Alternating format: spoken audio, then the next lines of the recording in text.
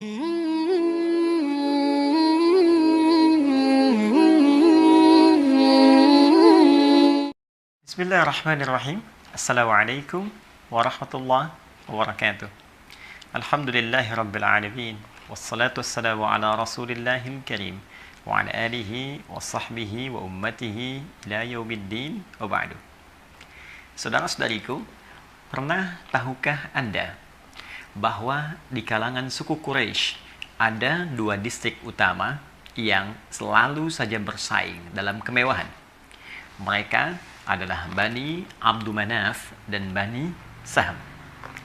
Pernah tahukah Anda jika Bani Abdu Manaf seringkali pamer tentang kehebatan distriknya, tentang kemuliaan distriknya, tentang kekayaan yang mereka miliki, lantas kemudian Bani Saham pun tidak ingin kalah dengan semua apa yang dipamerkan itu? Pernah tahukah Anda ketika kemewahan dunia yang mereka tampilkan serasa tidak cukup untuk dipersaingkan, lantas Bani Abdu Manaf kemudian datang ke kuburan dan menghitung seluruh anggota dari distrik mereka yang telah wafat dan mengatakan, tuh, di alam kubur pun mayat kami masih lebih banyak dibandingkan suku lain.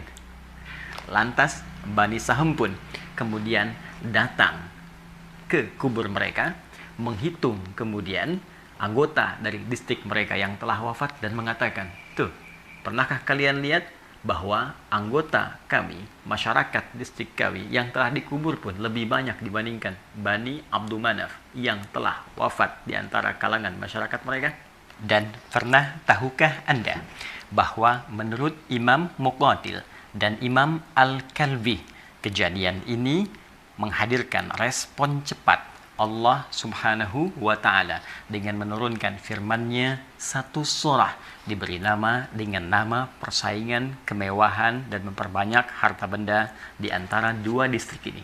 Surah At-Takatsur. Allah berfirman, Alhaakumut takatsur.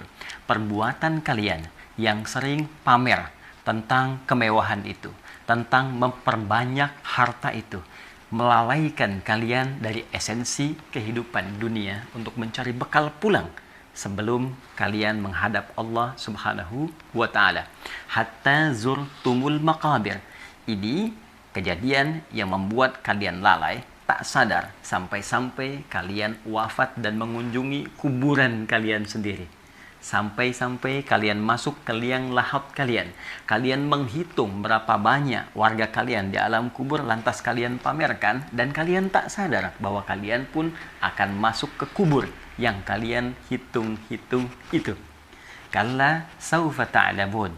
Sekali-kali jangan pernah kalian lakukan yang seperti itu lagi, karena satu saat kalian akan menyadari bahwa itu semua keliru. Thumma kalla saufa ta'lamun. Kemudian ditegaskan kembali, jangan pernah lakukan kegiatan itu lagi, karena kalian satu saat akan menyadari bahwa semua itu keliru. Kalla law ta'lamuna ilmal yaqin. Sekali-kali jangan pernah kerjakan itu lagi jika kalian mengetahui dengan penuh keyakinan, dengan penuh kesungguhan. Latarawunnal jahim. Perbuatan kalian itu akan mengantarkan pada kecelakaan yang dahsyat saat kalian pulang kepada Allah, dijamin dengan neraka Jahannam. Thumma latarawunnaha ainal yaqin. Maka saat engkau dihadapkan pada neraka itu, engkau akan melihat langsung dengan mata kepalamu dengan penuh kesungguhan. Thumma latus'alunna yawma idzin 'anil na'im. Sungguh sebelum engkau masuk ke neraka itu, yakinkan pada dirimu semua yang engkau banggakan, yang engkau pamerkan, yang engkau lomba-lombakan, yang engkau tampilkan itu, hakikatnya setiap materinya, setiap sennya, setiap bendanya akan dipertanggungjawabkan di hadapan Allah Subhanahu wa Ta'ala. Saudara-saudariku, pernah tahukah Anda bahwa surah ini saat diturunkan bukan sekedar ingin meluruskan perbuatan orang-orang di zaman jahiliyah, lebih khususnya perlombaan kemewahan di antara Bani Abdu Manaf dan Bani Saham itu, karena kaidah menyebutkan Jika sifat ayatnya, informasinya umum disampaikan, maka ini menunjukkan kesan bahwa perbuatan itu boleh jadi akan berulang di masa depan dengan tokoh dan situasi yang berbeda, namun esensi yang serupa. Seakan-akan Allah ingin memberikan informasi pada setiap generasi dalam setiap masa yang berbeda bahwa seluruh nikmat yang dititipkan oleh Allah itu seyogyanya adalah bekal ibadah yang akan dibawa pulang dan dipertanggungjawabkan di hadapan Allah Subhanahu wa Ta'ala.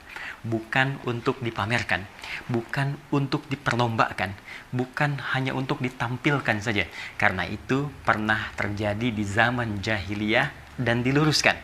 Karena itu sangat tidak diharapkan. Apalagi jika ada seorang muslim yang hanya menampilkan harta kekayaannya, lantas ingin dibandingkan dengan orang lain, dibalas oleh orang lain, ditampilkan, saling menghadirkan kemewahan, seakan-akan ingin menghadirkan kesan bahwa dalam hidup ini yang paling kaya, ini yang paling hebat, ini yang paling punya nilai, maka Anda terlambat.